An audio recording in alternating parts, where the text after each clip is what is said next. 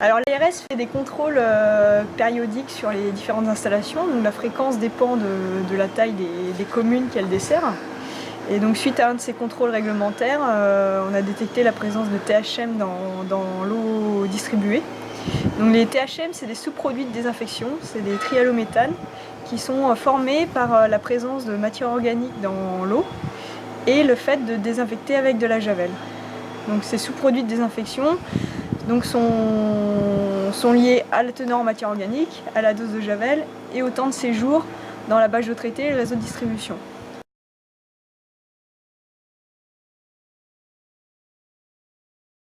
Suite à la détection de la problématique, il a fallu définir une série de travaux en fait, pour résoudre le problème.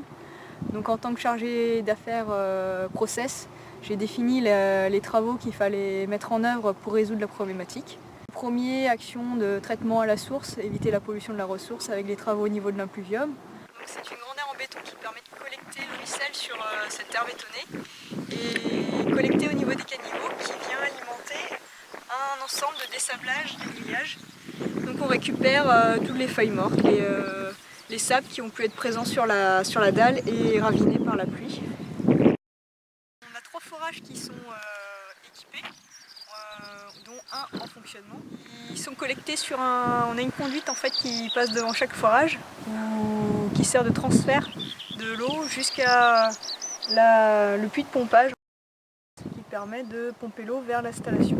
Ce puits de pompage en fait, est connecté à 3 bâches de stockage qui permettent d'avoir 1500 m3 d'autonomie en ressources et qui sont également alimentées par l'impluvium. L'année, on consomme à peu près 1/3 d'eau de forage et 2/3 d'eau issue de l'impluvium, donc la pluie. Alors ici, en fait, par rapport à la problématique des trihallométhanes, les THM qu'on a retrouvés dans l'eau traitée, on a voulu agir à la source sur la pollution, donc la partie matière organique. Et donc la partie qu'on voit, c'est les fissures qui ont été réhabilitées avec un système mastic qui permet à l'ouvrage de continuer à vieillir. Et ça a permis de boucher en fait les espaces où on avait la terre qui arrivait et qui était la source de la matière organique qu'on retrouvait dans l'eau brute. Malgré les travaux d'élimination de la pollution à la source, il restera toujours un peu de matière organique dans l'eau. On a complété le traitement avec un filtre à charbon actif pour renforcer le traitement sur la matière organique. On a mis en place également un réacteur UV pour réduire la consommation de chlore. Et on a réduit le temps de séjour dans la bâche. Historiquement, la station était prévue pour faire face aux besoins de défense incendie. Donc on avait une capacité de 125 m3. Et donc par rapport aux besoins de la commune en consommation d'eau potable, on est beaucoup trop important. On avait jusqu'à 10 jours de temps de séjour dans notre bâche. Donc par rapport à la problématique de THM, on a décidé de réduire le volume utile de la bâche par rapport aux besoins qu'on peut avoir en hiver, mais également aux besoins qu'on peut avoir en été, parce qu'ici on a une forte variation de consommation liée au tourisme. Donc on a créé un mur en fait dans cette bâche pour créer deux bâches de stockage, une petite de 35 m3 et une moyenne de 45 m3. Et donc l'hiver, on utilise soit l'une ou l'autre, et l'été, on peut utiliser les deux.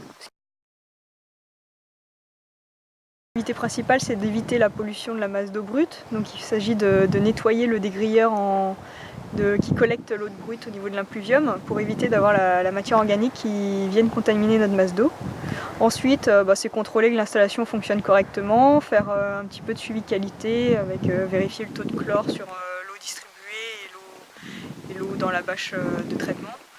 Faire des lavages, des filtres de traitement pour s'assurer du bon fonctionnement de la filtration. Donc tout ça c'est Anthony du coup. Voilà, c'est Anthony qui gère ça au quotidien. Avec le maire. Voilà. Et donc une fois la filière en service, Jonathan Barbu, qui est donc notre référent installation en potable, prendra la suite sur le dossier pour tous les travaux liés à cette installation. Et il travaillera également avec Laurent Lamour en tant que référent maintenance au niveau du programme de renouvellement des équipements, donc le GER, pour définir un programme de maintenance des équipements sur l'installation pour que l'installation soit pérenne dans le temps. En parallèle, on a le service de Damien Verdeau, suivi qualité, qui assiste la mairie qui fait l'exploitation quotidienne dans le suivi des analyses réglementaires, également le suivi des paramètres qu'on peut enregistrer au niveau de la station. On les enregistre à distance sur notre logiciel Topkapi et on fait un suivi qualité sur l'installation. Alors la citerne des Anglais, c'est un ouvrage qui a été construit pour collecter les eaux de pluie de l'île. Donc c'est la reine d'Angleterre qui a offert pour avoir, parce que les Iliens avaient sauvé un navire anglais. Et donc on récupère les eaux de pluie qui s'écoulent, on récupère aussi les eaux de l'église et du dispensaire derrière nous. Et ça vient ruisseler et stocker dans une bâche d'eau brute qu'on ramène sur la station. Aujourd'hui, on a fait le choix d'arrêter cette ressource. On doit faire le même type de travaux que sur l'impluvium principal. Et donc, c'est quelque chose qui sera fait quand un budget sera disponible pour le faire.